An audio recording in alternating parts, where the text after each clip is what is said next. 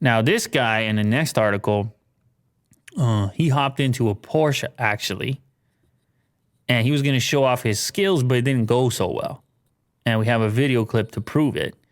So it was some sort of a car meetup. He's got the 911 going. And he had a bunch of onlookers. They had their cameras out. They're like, ooh, let's see what this guy's going to do.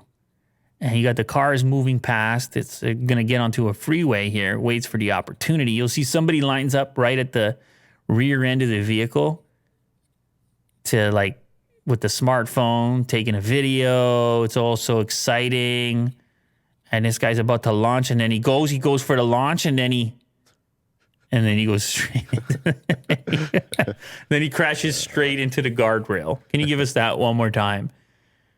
It's a very weird situation that takes place because you're thinking the whole time, all right, you lost control, but like hit the brakes somewhere. Hit the brakes at some point in there. You're not going that fast. Yeah. But he just takes the 911 straight into the guardrail. That's not a fun day. He was so confident.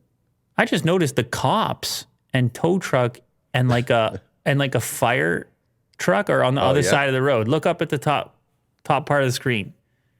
See the flashing lights? Oh, yeah. There's a tow truck and a convertible and a large SWAT-looking vehicle, and then this guy does this right on the other side. So his friend is still filming. Yeah, I guess you just panic. You're just like, oh, this is dumb. Why did I do that? And then you just panic and then go into the guardrail. Whoops. That's a whoops. It's a whoops. It's not the worst. I mean, could have been worse. It's a whoops. That's all.